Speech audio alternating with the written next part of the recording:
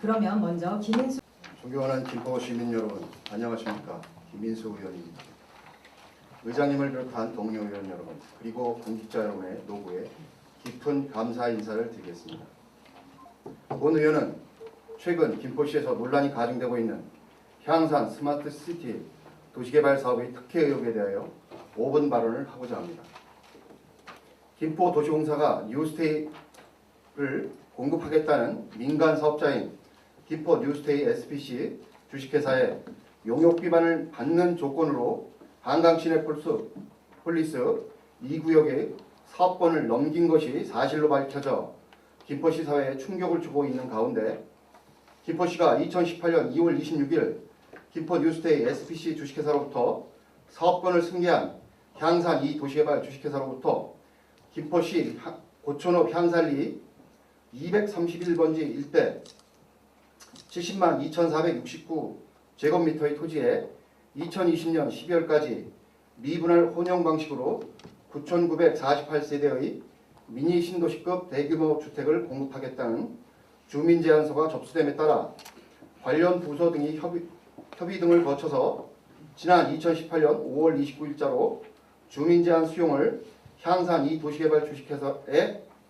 통보한 것으로 밝혀짐에 따라서 다시 한번 놀라움과 충격을 금할 수 없습니다. PPT 화면에 보시면 지금 김포시에서 주민 제안에 대한 그 수용 통보를 한 것이 나와 있습니다. 저 밑에 보면 도시계획과장 양수진이라는 과장이 전결로 그 주민 제안 수용 통보를 한 것입니다. 공식 문서입니다. 또한 김포시는 사업 전체 면적의 3분의 2 이상, 토지주 2분의 1 이상의 동의서와 토지 이용 계획서 등이 첨부된 정식 제안서가 향산 2 도시개발 주식회사로부터 접수되면 관련 부서 협의와 주민공람, 도시계획 심의 등을 거쳐 경기도에 구역 지정을 신청할 계획인 것으로 알려졌습니다. 그러나 이 사업을 추진하고 있는 부지는 그동안 김포도시공사가 한강 시내폴리스 사업지로 예정한 고촌읍 향산리 일대 154만 6천 제곱미터 사업부지 가운데 일부 토지로서 난개발 방지를 위한 공영개발 방식으로 사업을 하기 위해 지난 2010년 3월에 조달청에 의뢰해 개발계획 수립 용역을 발주하였다가 사업자금 확보 등의 문제로 용역을 중단한 한강 시내폴리스 2구역으로 알고 있습니다. 그런데 이를 김포도시공사가 2016년 10월 31일에 김포 뉴스테이 SPC 주식회사와 업무 협약을 맺고 사업부지에 대한 용역 비용 중 이미 용역회사에 지급한 용역 비용만을 받는 조건으로 사업권을 넘겼던 것입니다. 문제는 김포시 산하 공기업인 김포도시공사의 용역 결과는 내부에서 관리 및 보관해야 하는 중요한 서류인데 사업이 중단되었다고 해서 용역 보고서를 용역비만을 받고 민간 사업자에게 매각한 것은 매우 잘못된 행정행위라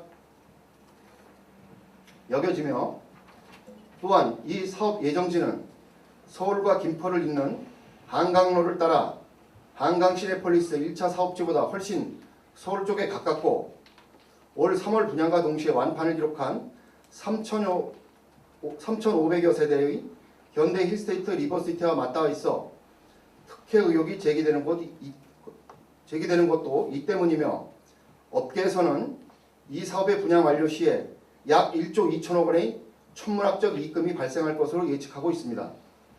참고로 김포도시공사가 도시개발 사업을 추진 중인 다른 사업의 경우 공익성 확보를 위해 걸포 4구역 사업의 경우 운동장 조성 사업비로 1,700억 원을 고촌지구의 경우 사업 전체 면적의 10%를 풍무역세권 사업은 9만 제곱미터의 토지를 김포시에 기부하는 조건으로 민관 공동으로 사업을 추진하고 있어 김포도시공사와 김포뉴스테이 SPC 주식회사 간의 업무 협약에 따른 사업권의 매각은 단순히 용역보고서만을 넘긴 것이 아니라 민간 공동사업으로 추진할 경우 개발 이익금 가운데 민간 사업자에게 요구할 김포시 몫까지 넘긴 것과 같다고 볼 수 있습니다. 또한 협약 내용 중 김포도시공사가 이미 지급한 10여 원의 용역비를 향산 2 도시개발 주식회사가 이 사업을 담보로 금융권의 PF 대출이 발생했을 때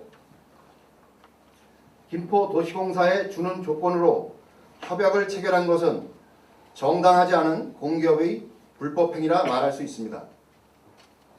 그리고 김포도시공사와 뉴스테이를 공급하겠다는 민간 사업자인 김포뉴스테이 SPC 주식회사가 맺은 업무협약 내용 제7조 2항에 의하면 협약의 해지는 상호 협의하에 하는 것을 원칙으로 하며 사업이 진행이 불가능할 시 협약은 자동 해지된다는 조항이 있습니다. 7조 2항 좀 클로즈업 좀.